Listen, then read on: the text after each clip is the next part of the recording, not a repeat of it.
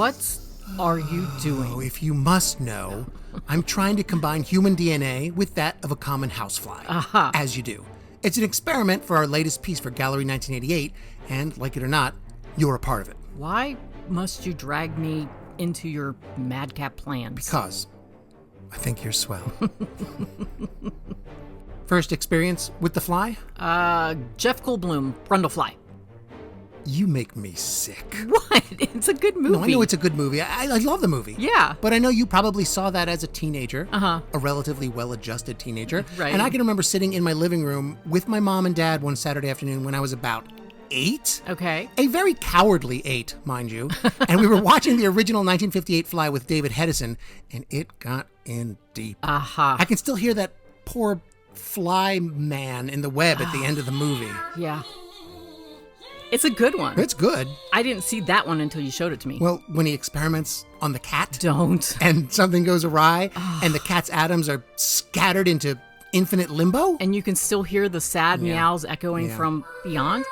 That messed me up. I still have not recovered from that. And that's just the first scare. How did you react to the fly when he showed up? When she pulls the towel off his head and reveals that hairy fly head with the twitchy little feelers in the antenna. It's super gross. Ooh, it is. It's terrifying, but Yes. it's also gross. Well, the fly movies really do lead into the gross. And it's just that special brand of gross that you and I are bringing to Gallery 1988's latest show, Cover Your Eyes. Yes. A horror-themed art exhibit that celebrates both classic and modern horror movies. Yeah. And Long Lost Friends Studio, that's you and me, Right. have submitted a tribute to The Fly inspired by the classic 1958 version that messed me up as a kid and for which I have never sought what I assume is much needed therapy. It's also inspired by the sequel, Return of the Fly, which, spoilers if you haven't seen it, the little boy from the first movie, son of the scientist, grows up to repeat the same mistakes as his father. Don't we all, Michelle? Don't we all? How do you mean? I don't know. I'm improvising. I don't know. So I worked mostly with the clay, and you worked with wool. To give him that hairy fly head. Yeah, and that's disturbing, but Yeah. it's an absolute necessity, in my opinion. Yeah.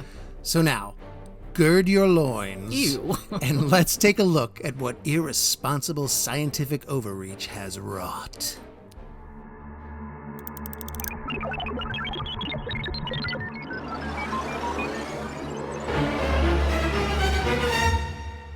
Oh, God. He's adorable. Oh, come on. He's a hideous, unnatural aberration. I mean, yeah, but he's also cute.